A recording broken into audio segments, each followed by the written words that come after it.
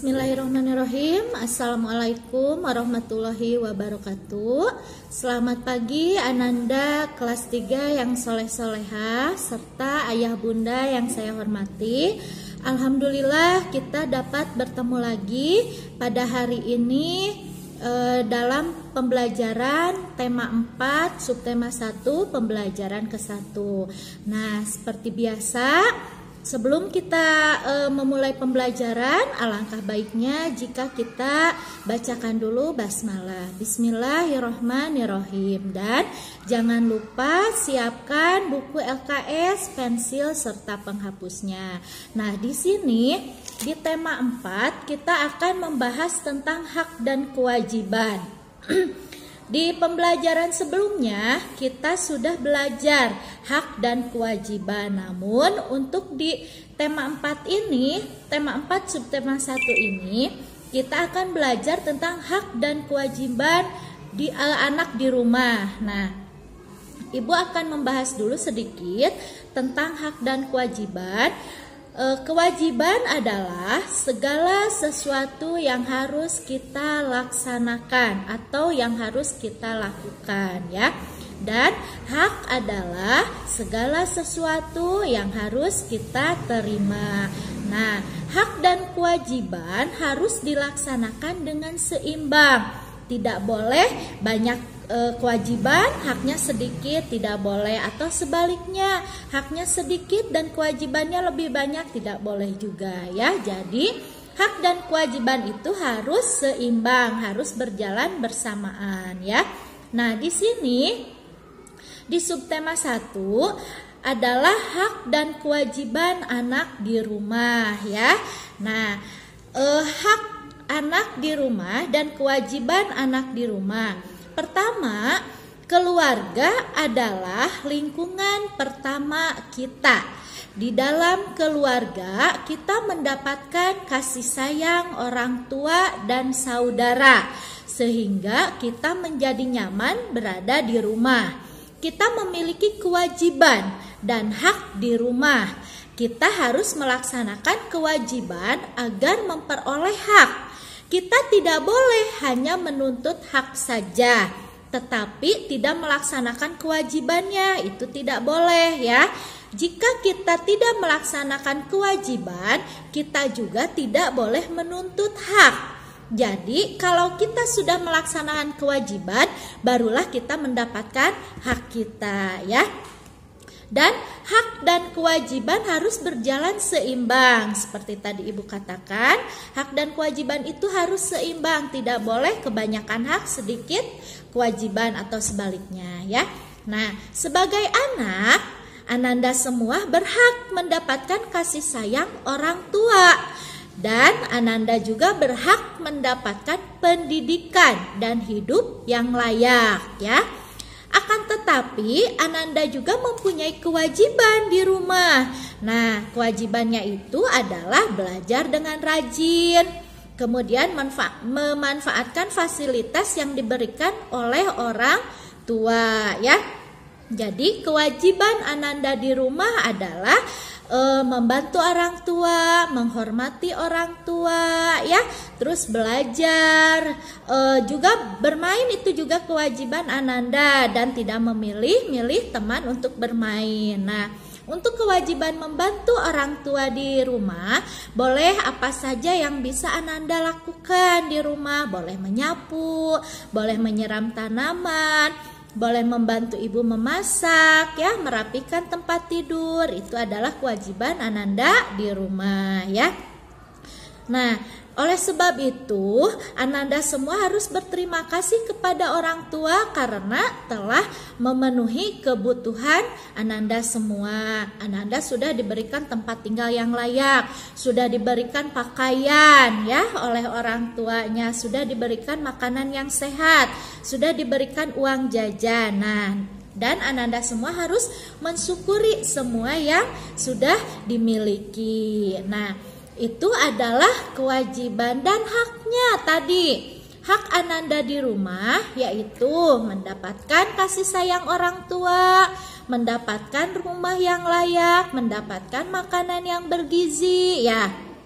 Kemudian mendapatkan pendidikan, ya itu juga adalah hak Ananda semua di rumah. Jadi kewajiban itu segala sesuatu yang harus Ananda lakukan di rumah, dan hak itu adalah segala sesuatu yang harus Ananda dapatkan di rumah, ya. Nah, Ananda juga jika mendapatkan teguran atau nasihat dari orang tua, anggaplah itu sebagai masukan atau saran. Nah, di sini kita akan mempelajari tentang saran juga, ya.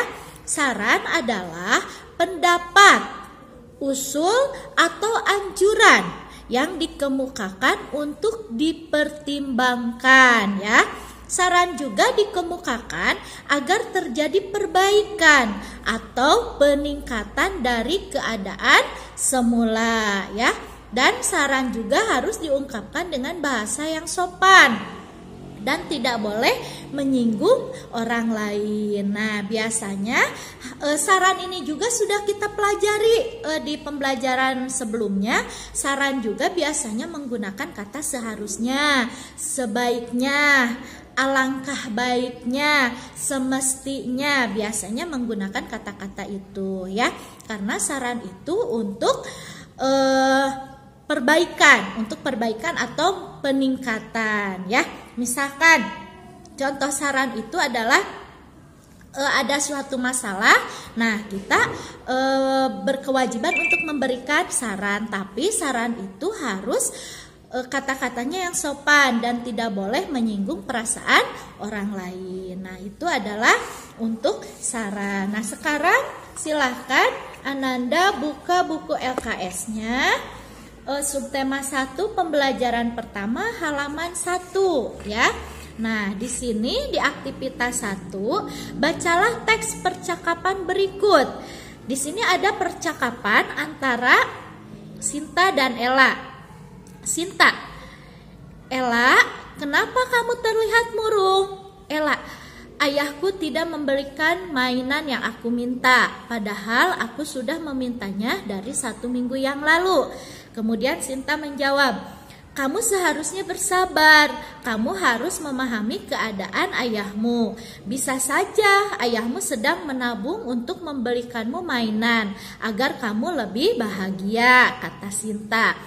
Kemudian Ella menjawab, benar juga ya Sin, seharusnya aku lebih bersabar dan tidak murung seperti ini. Ayahku pasti berusaha membuatku bahagia. Nah, itu adalah percakapan antara Sinta dan Ella. Kemudian kita jawab pertanyaannya. Nah, jawablah pertanyaan berikut dengan benar berdasarkan teks percakapan di atas, ya. Nomor 1, temukan permasalahan dari percakapan di atas. Kemudian tuliskan permasalahan tersebut. Nah, permasalahan dari percakapan di atas yaitu Ella minta dibelikan mainan oleh ayahnya. Itu adalah permasalahannya, ya. Tetapi ayahnya belum membelikan Ella mainan. Jadi permasalahannya itu Ella meminta dibelikan mainan, tetapi ayahnya belum membelikan mainan yang Ella minta, ya. Kemudian nomor 2, temukan kalimat saran dari percakapan di atas. Kemudian tuliskan kalimat saran tersebut pada kolom berikut. Nah, jadi sarannya itu adalah tadi yang diberikan Sinta, ya. Saran itu yang tadi ada di percakapan yang diberikan Sinta, yaitu seharusnya Ella bersabar. Mungkin ayahnya sedang menabung untuk membelikan mainan agar bisa membelikan Ella mainan. Nah, itu adalah sarannya. Sekarang kita lanjut ke aktivitas 2. Aktivitas 2, berilah tanda checklist atau tanda centang yang merupakan kalimat saran. Nah, di sini ada 5 kalimat. Kita akan memberi tanda checklist jika kalimatnya termasuk saran, ya. Nomor 1, seharusnya kamu merapikan tempat tidur setelah bangun. Itu adalah kalimat saran, ya. Nomor 2, Terima kasih atas bantuannya. Itu bukan kalimat saran, itu ungkapan terima kasih ya. Nomor 3, tolong belikan 1 kilogram gula di warung. Itu juga bukan termasuk kalimat saran, itu adalah kalimat perintah minta tolong. Nomor 4, sebaiknya kamu berdoa dahulu sebelum makan. Nah, untuk nomor 4 adalah kalimat saran karena di situ ada kata sebaiknya. Nomor 5, supaya halaman rumah bersih setiap hari harus disapu. Itu juga saran bukan ya? Supaya halaman rumah bersih.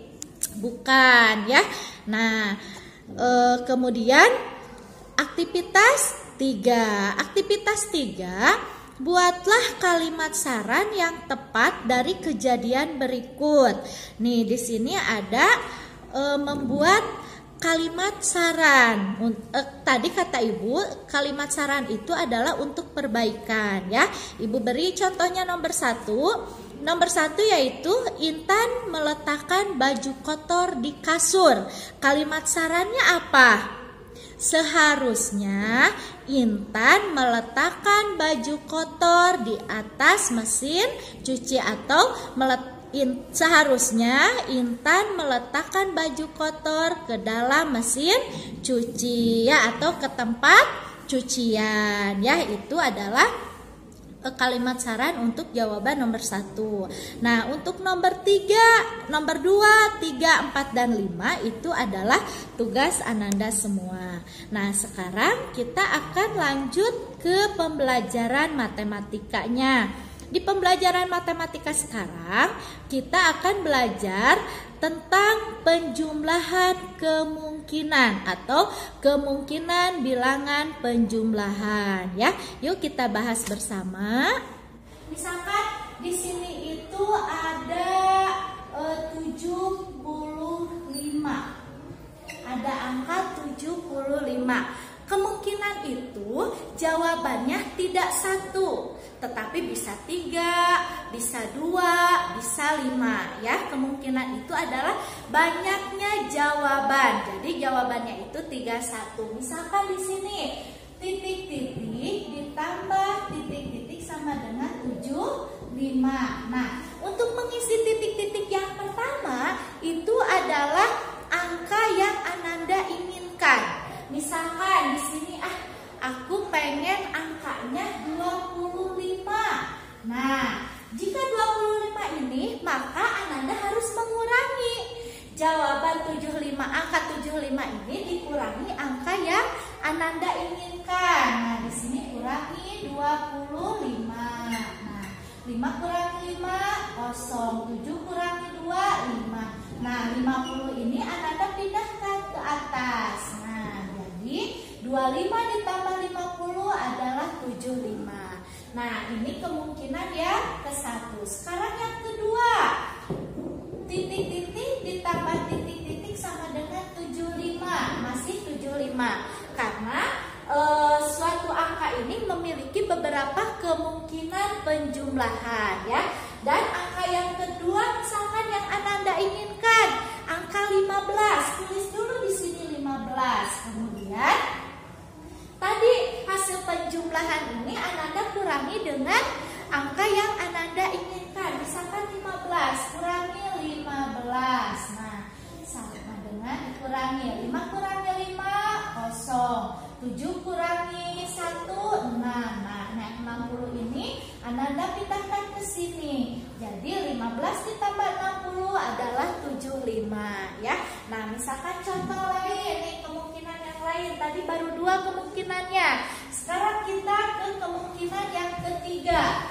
Kemungkinan yang ketiga, Ananda misalkan ingin angkanya yang lebih besar, yaitu 40.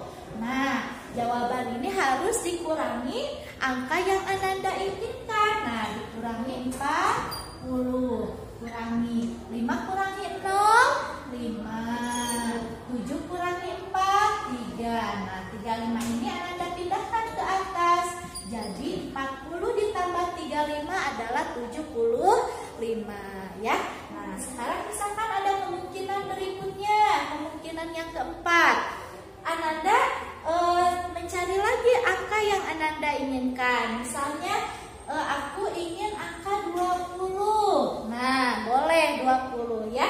Kemudian angka 75 ini kurangi lagi angka yang Ananda inginkan. 20 kurangi 5 kurangi 0, 5.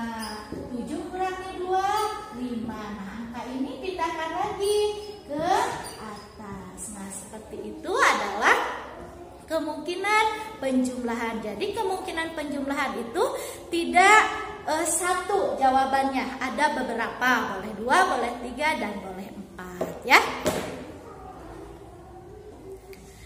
Nah, untuk aktivitas 4 tidak usah dikerjakan, langsung saja ke aktivitas 5.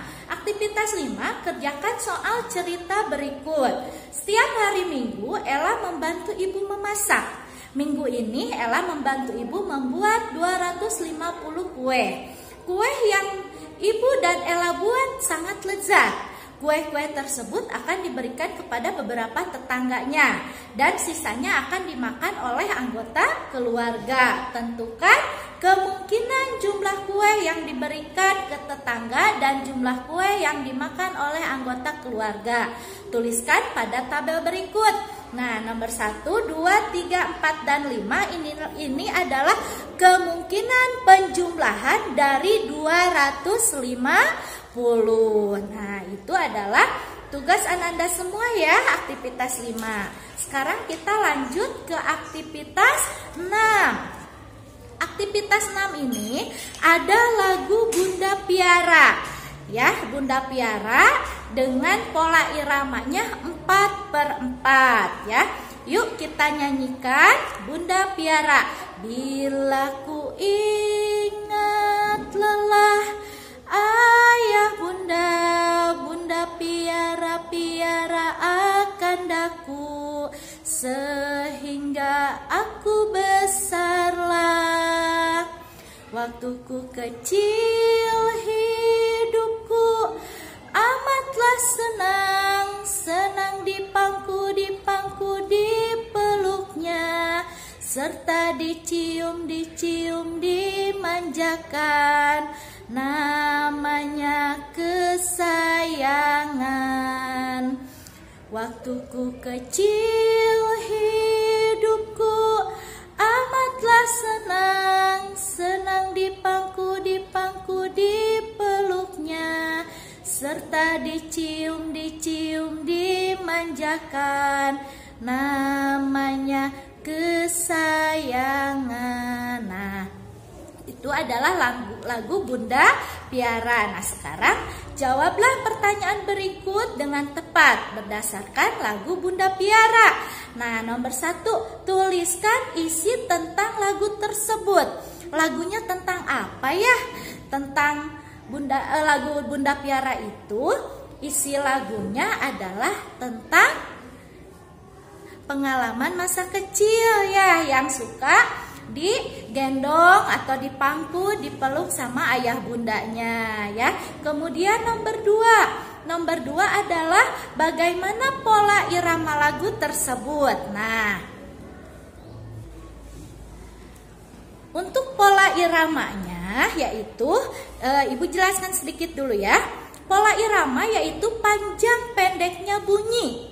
Panjang pendeknya bunyi dapat dihitung berdasarkan ketukan. Ketukan merupakan bunyi yang teratur, yang digambarkan seperti bunyi detak jarum jam ya. Pola irama berjalan menurut irama. Birama yaitu kuat dan lemahnya bunyi dalam lagu. Kuat lemahnya bunyi dibatasi garis birama. Birama ditandai dengan tanda birama. Contoh dari tanda birama yaitu, contoh dari tanda birama yaitu ada 2/4, ada 3/4, dan ada 4/4 ya. Tanda birama. Tanda biramanya ada yang 2/4,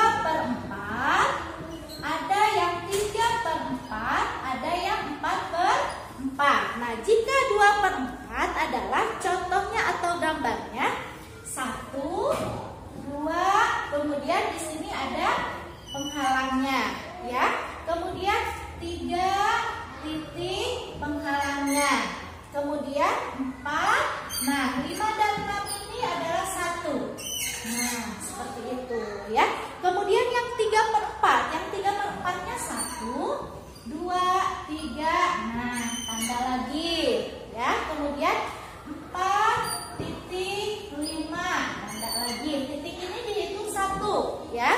Kemudian 6,7 sama 1 disatukan. Nah, ini untuk 3/4. Sekarang yang 4/4. 1, 2, 3, 4. Nah, ini lagi sama garis. Kemudian 5,6. Nah, ini adalah contoh tanda birama. Ada 2/4, ada 3/4, ada juga 4/4 ya. Untuk yang nomor 2, bagaimana pola irama lagu tersebut? Di sini sudah dituliskan. Pola iramanya adalah yang paling atas, yaitu 4/4. Kemudian bagaimana suasana hati saat menyanyikan lagu tersebut? Suasana hati kita saat menyanyikan lagu ini adalah senang ya. Oke. Nah, sekarang kita lanjut ke aktivitas 1 pembelajaran kedua halaman 5. Berilah tanda silang untuk jawaban yang tepat berkaitan hak dan kewajiban yang berhubungan dengan pakaian. Nah, di sini Ananda semua tinggal mengisi apakah kalimatnya itu termasuk hak atau termasuk kewajiban. Jika termasuk hak, maka haknya diberi silang. Atau jika termasuk kewajiban, maka kewajibannya disilang. Nah, itu adalah tugas Ananda semua ya. Jadi, Ibu ulangi.